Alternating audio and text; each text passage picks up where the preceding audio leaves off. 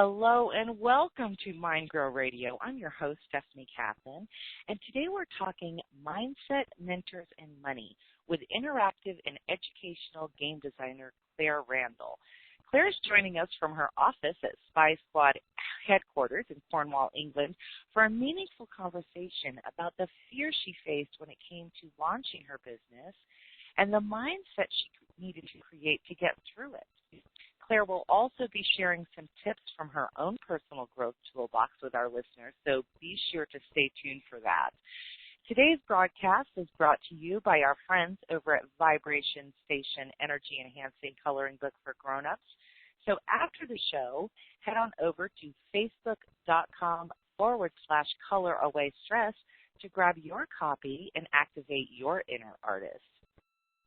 Today's guest is an educational, interactive game designer, a 40-year-old lover of life, a wife, a counselor, a mom, as well as a passionate and determined entrepreneur.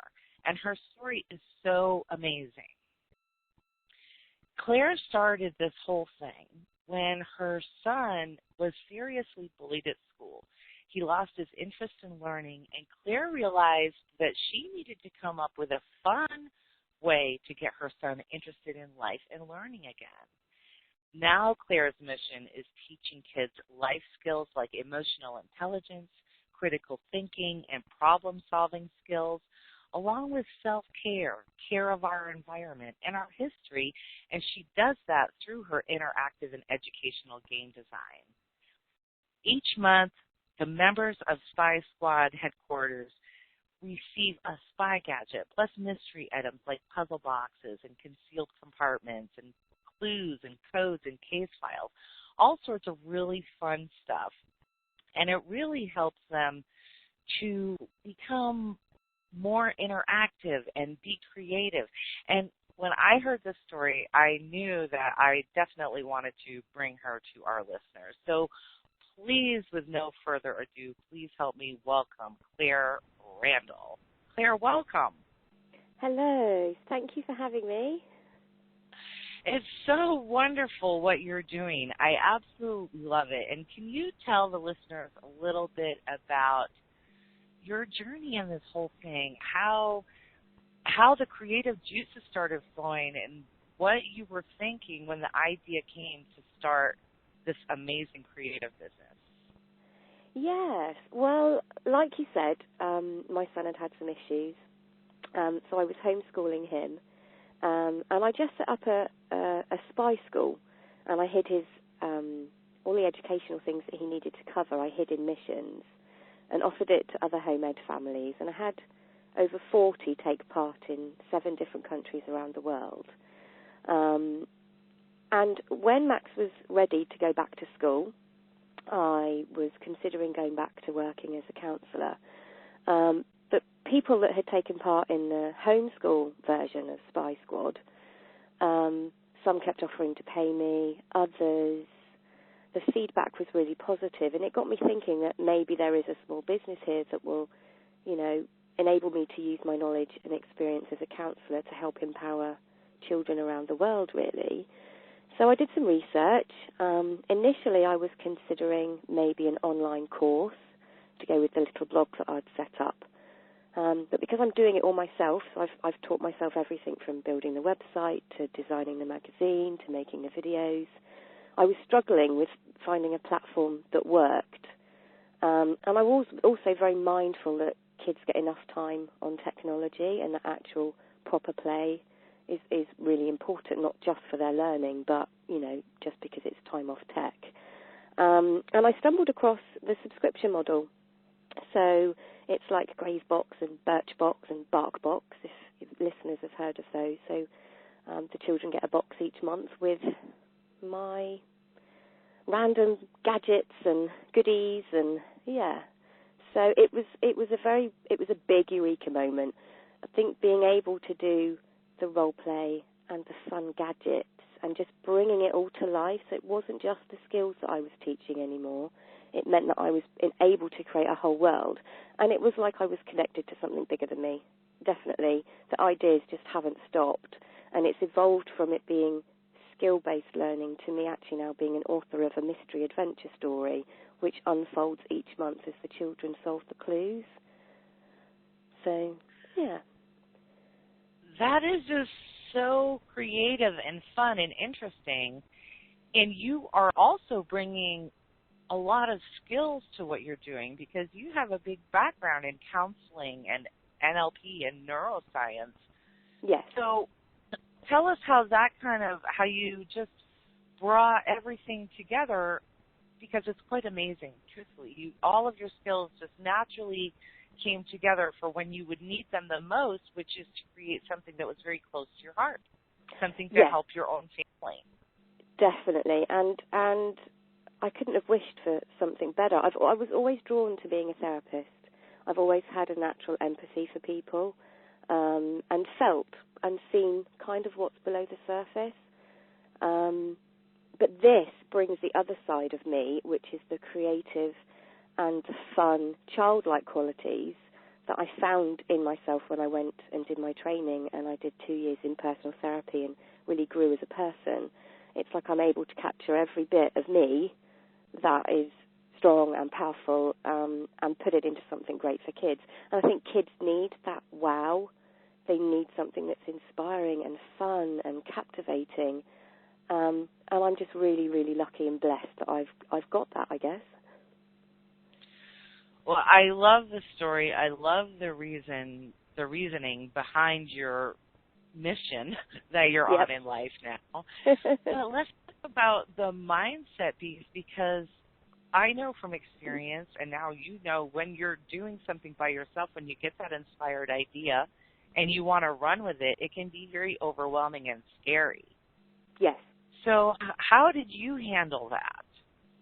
I think it's an ongoing process, and one that I'm still relatively new to. For me, it's having that self-awareness because of my therapy training. I'm able to know what part of me is coming out to play, I guess. So when I'm in my creative, younger kind of way of being, I have to be very mindful that I let that go to where it needs to, but that I'm disciplined enough to pull it back in, because business and being a fun, creative, play-free kind of person, it doesn't mix. I have to have that balance, and I'm getting really good at that. And again, because I've got that self-awareness and I know myself so well, I'm able to go creative when I need to, and then, okay, right, time to take a moment, recenter myself. Now it's the business side. So you're saying balance is a really important part of creating that mindset that you needed to launch this thing. Yeah, it's balance, but it's also self-awareness. It's knowing where my limits are, where when I need to rein myself back in, because being creative is one thing, and being able to tap into the younger part that's suitable for children, but that isn't the day-to-day running of a business, or, you know, taking care of the bills and managing the website and dealing with that other side. So it's being able to make sure that I'm mindful to be where I need to be at any given time, if that makes sense. But that comes from experience and personal growth. It does. It does make sense. And I love that you are able to tap into that part of yourself that a lot of us can't do that, you know, or don't know how to do it. It's not that we can't, because we all can, but we just don't know how. So how, is there a process that you use, or did you just do some focus work? Like, how did you get in touch with that playful side of you that you allowed to come out and play? It's always been there. Until I went into my therapy training, because I didn't start my therapy training until I was early 30s, so I only qualified in 2012. So it's only been sort of 5 years that I've actually been a psychotherapist. I always had it, but there was always shame or it not being appropriate before. But having gone on that journey and having 2 years of personal therapy work and really unpicking myself and putting myself back together, I guess, it's a side that I've really realised is beautiful and needed. And I think a lot of society doesn't allow themselves to tap into that because either we're fearful or there's shame, there's something that masks what's true in us. And I think we all have this beautiful, pure, innate part of ourselves that is free and spontaneous and giving and empathic and fun. And it's just sad that not everybody is able to tap into that. But I think it's a personal journey that you have to go on to know that it's okay to, that there isn't anything wrong with that actually it's very beautiful. So what would your advice be to someone who might be listening who's been feeling that playful side of them, but also been feeling the shame or the chatter from society that you're not supposed to show up in life in that way? What would you say to that person going forward? I think you have to listen to that voice, because that voice, your real authentic voice, is always there to guide you. And as quiet as it is, it's always there. And it's noticing where in your body it comes from. And I think with experience, once you start listening to it and respecting it and having compassion for yourself, you kind of get to know where in your body your authentic truth is. For me, it's kind of like the center of my being. It's the top of my abdomen. It's very grounded. My voice is different when I'm in a very adult, calm, respectful place of myself, as opposed to a younger, maybe more critical part of myself. So my voice changes, my breathing would change. So it's just noticing, having that body awareness. And it comes with experience. It comes with really searching and wanting to look and not being scared to look, because you've got you for the rest of your life at the end of the day, and you're beautiful and you're unique. So, yeah. That's beautiful. Did you find that mentors played a part in your journey of creativity here in creating Spy Squad? Not for creating Spy Squad, but for giving me the courage along the way. I mean, childhood, I had odd mentors, in school at times that I needed. I suffered bullying. There was some issues at home, like we can all go through. So I was quite troubled at times. And there was always that one person that was there to kind of give you a pat on the back and steer you in the right direction, I guess. And then again at college, having a mentor when I went through my training. And I've just actually got through a local university business startup mentorship scheme. So I will actually be working with a mentor for the next sort of few months while I get Spy Squad off the ground. I think it's really important because even for me, being a psychotherapist and trained in this stuff, I still slip back to bad habits and old ways of being, and having that other person that you can bounce ideas off is invaluable, because sometimes you can go around in your own head, and to have that other person that's actually, have you thought of it like this? Or what about this? And even if you might have thought of it, it's mirroring it back for you to think, actually, I was right on that, or no, that maybe isn't going to work, if that makes sense. It does, and I find it so interesting looking at the big picture of what you're creating with your business. Now you're kind of in a position where you're mentoring others as they observe and take part in these missions that you send out, because all of these characters in these missions are based on real kids, right? Including your two, who are the main characters. Yes, yeah. That was something that I really wanted, it to be inclusive. So we have obviously different cultures. We have one of the characters has autism. One of the characters that we have, our tech whiz, is in a wheelchair. It's about everything. It's about including everybody and showing that everybody can do what they want. If they want to put their heart and soul into it, they can achieve anything. And kids really need to learn that from a young age. Society, sadly, we're so fast-paced now. We don't get time to step off that roundabout, that merry-go-round, and sit and recognise what's important and what's needed. And that's what I'm wanting to do with this. It's take kids off that merry-go-round for a minute, give them, a few extra skills in their toolbox that will see them through their educational journey. And what are you hearing from the kids when they're giving you feedback? What kind of stuff are you hearing from them in response to what they're doing with these missions and the creative stuff that you're putting out for them? Feedback has been amazing. I did a sort of test run just before Christmas. I had a lady reach out to me because her daughter asked for a spy mission. She didn't have a clue how she was going to fulfill it and stumbled across me, said it must be serendipity. And I hadn't planned on launching until probably now, really, but because there was a couple of others as well that had really wanted it for Christmas. So I decided to just do them all free videos and a mission so that they could download it, burn it onto a disc if they wanted, and wrap it themselves for the gift.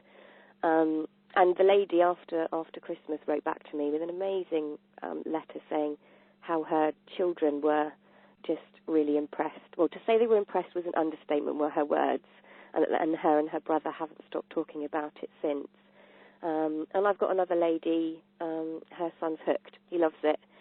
They're talking about suspects all the time, and it's amazing. It's wonderful. It really is. I feel really humbled that kids are enjoying it and they're having some fun and learning some great things too. It's so funny because my son, who is 25, and I was reading the description about, I'm like, look at this cool thing. It's called Spy Squad HQ, and I was telling him about it, and he was like, I want that. And I said, me too. I've had so many people say that, grown-ups. Oh, what about us? Why are you leaving the grown-ups out? But actually, it is designed that it is for all the family as well. As much as I'm saying it's for ages 7 to 12, I mean, for the 7-year-olds, it's definitely with parental involvement because some of it is quite hard. The older ones can do it on their own, but I think they're going to find that the parents are going to want to because they're going to be learning things as well. I mean, not everybody gets taught about emotional intelligence and what goes on physically in your body when you have adrenaline or your fight and flight responses. I talk them through all of that, the science behind it, how to overcome that with breathing exercises and how that gets rid of the adrenaline and helps calm your system. How many of us really actually get taught that at school? We don't. So parents are going to learn some things too, and it's going to be fun. It is. It's really good fun because it's a mystery. They don't know what's going to happen each month until they solve the clues, and then it unlocks the next part of the story. Well, it's so great, and what a great way for families to do things together. Like, it really unites a family unit, too, because they're all engaged and they're all, like, working together with this creative flow rather than, playing online games, and everybody just looking at their device while they're sitting in the living room, and nobody's communicating. Exactly, and I've specifically designed some of the elements where they have to interact with each other. For example, they have to have a handler. All spies have handlers. So they have to allocate somebody in their family, a grown-up, that will be their handler. Then they have their dead drop location, which is a place where spies would leave messages and things for other spies. So they have one of those. So the parents can drop things in their dead drop zone. I've also done like personnel records and questionnaires that they've got to fill in on each other. And they'll have other questions to get them talking. It will be hobbies and interests or things that they did when they were younger that they got into trouble for, just things to start getting them sharing and talking, stuff that we probably know but we don't necessarily focus on as much. So, yeah, I've definitely incorporated bring the family together. Well, I think it's great and creative and lovely. I mean, there's just like every aspect of your game design gives me goosebumps from head to toe because it really is. Much. Seriously, it's a thing that and you're way over in England, and you're creating ripples over here. So I think that's really cool, and I love what you're up to in that way. So I have a question in the business mindset piece. Yep. Since you got started and you began launching this, do you feel like your relationship with money has changed as far as a businesswoman goes? as far as being a woman in business? Do you feel like your relationship with money has changed? For me, it's not about the money. If I didn't need to earn a living, I would do it for free. I love it that much. I really, really do. However, I would say then the answer is a great big huge yes, because mostly when we go into business, our first thing is how much money is it going to make, where is it going to make a profit. But when you come from this heart space, when you're creating something, I find, and so I ask my guests because I find it so interesting, if their relationship with money has changed in regard to this project. And what I'm finding is that most people are saying yes. When something is created from that heart space, it's not about the money at that point. And I love that. No, it isn't. But I think I've always been like that. Before I was a therapist, I was a travel agent. And I was never the highest seller. I did well. But when they had, you have extra incentives and bonuses if you push this particular product or that particular product, and I could never do it. Because if it wasn't right for my customer, then I wasn't going to do it. And they would even encourage you to lie and say there's only one room left to create urgency. I couldn't do it. Ethically, it just didn't sit with me, because for me, it's about giving a customer service and being honest and authentic. And that customer is going to want to come back because I've done that. They're only going to go up the road and find the same holiday, and there's 10 rooms. So no, I think I've always had that in me. So I don't think it's changed. I think it's just validated even more what was already there, if that makes sense. I love that. Oh, that's great. So I can't believe our time has almost come to an end already, and I want to make sure to let people know about where they can go to learn more about you and what you've got going on over at Spy Squad headquarters. So why don't you give people the link where they can go? Yeah, sure. So it's spysquadhq.com. I'm also on Facebook, so it will be www.facebook.com// spysquadhq.com. It would be lovely to have some new agents, junior agents. We do video missions as well, so I give them. I want to be an agent. Would you like to be an agent? I could make you an honorary agent. Yay! Yay! So before we come to an end, I'm wondering if you would be willing to share some tips or tools that you use from your own personal growth toolbox to create mindset, to take on the journey of being an entrepreneur and face the fears that we all face and just stay in balance. Is there some things that you'd be willing to share with the listeners today? Sure. There's a few things that I do, actually.